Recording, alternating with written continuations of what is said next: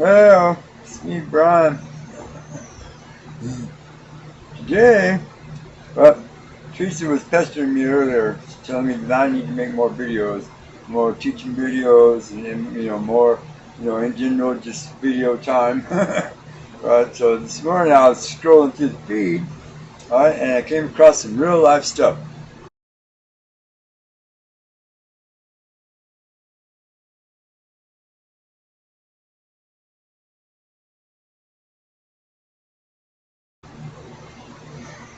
Okay, now I'll leave a link for this young lady's story, in the description. I will, right, so that you can read the whole story for yourself.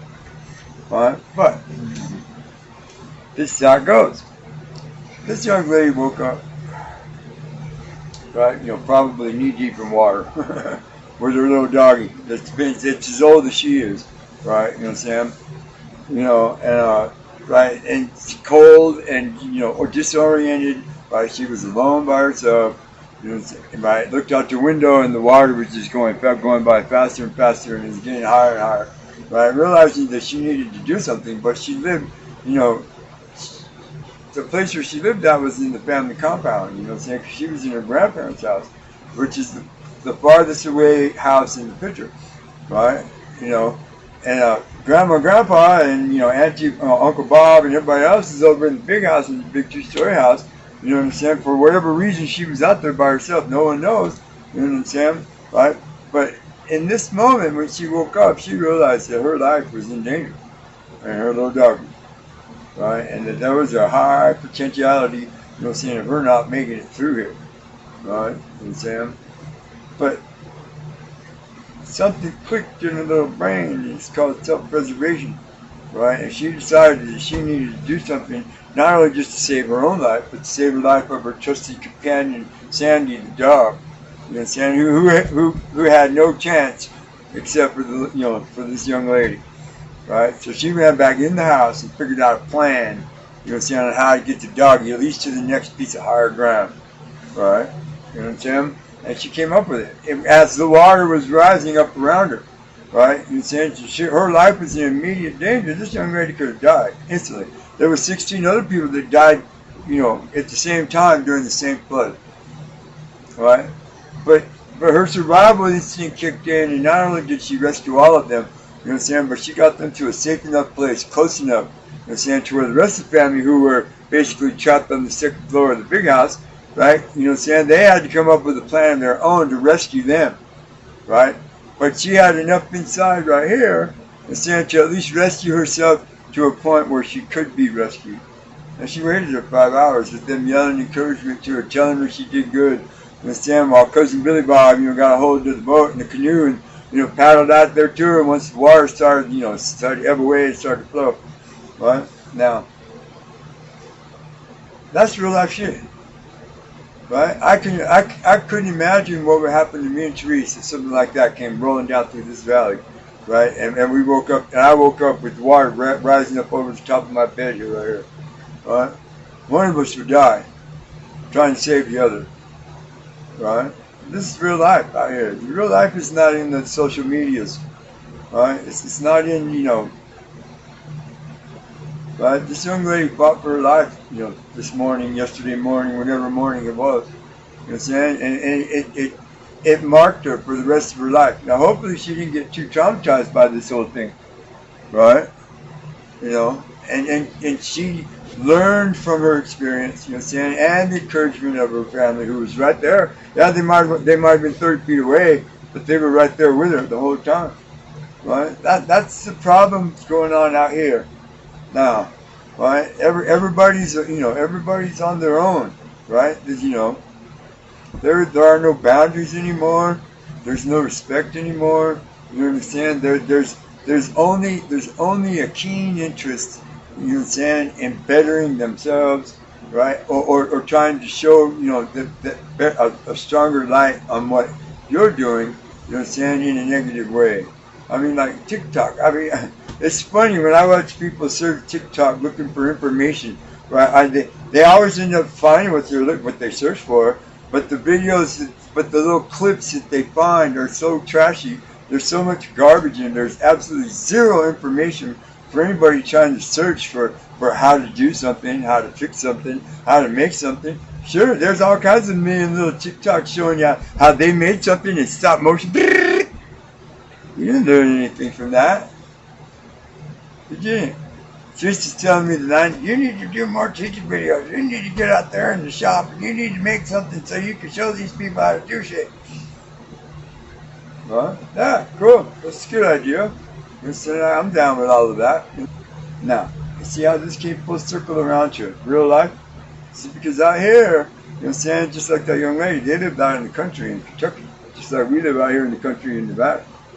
Anything's liable to happen. You have to keep heavy metal down on the flat corrugated steel out here, otherwise that should fly right through the window of the house. I have to, right? It's not as bad as getting flooded out with 15 feet of water, but in some cases it's way more dangerous. I'll give you an example. There was a dust devil that went through the yard up here the other day, right, last week when we were all up at the lake, right? And this is how powerful the wind is. I picked up a rock this big, right, and it slammed it right into the outside storm window of the dining room of the house, right? And it left the rock stuck in the window, right? Yeah, see, when you live out here, you live at the mercy of Mother Nature, right? When the rain pours down, right, and it's in upstream, and the water keeps building and building and building, and it runs downstream, you cannot stop water. It is the most destructive force in the known universe, right? It will erode away anything. All it needs is time, and it has all it needs. Right?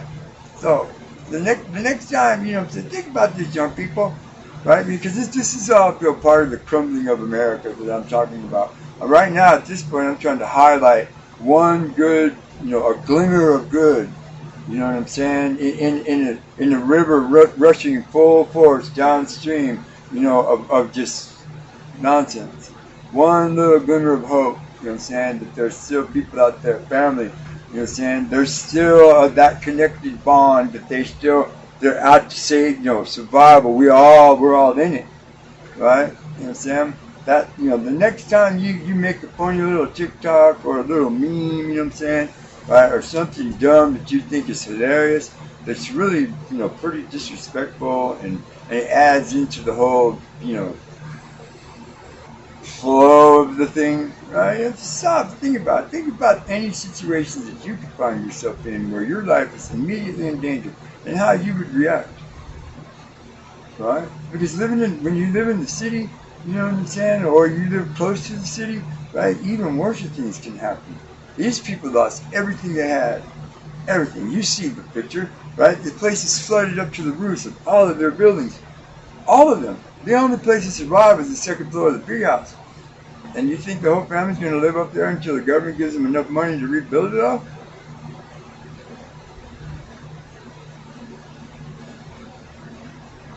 See?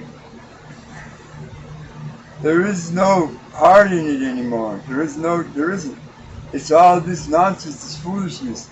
You know what I'm saying? And all of it's designed to take our money away from us, to control us.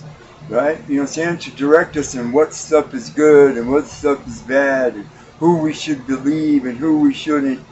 You know what I'm saying? It's all socially engineered and it's manufactured. It's like the carpets in the casinos down in Vegas.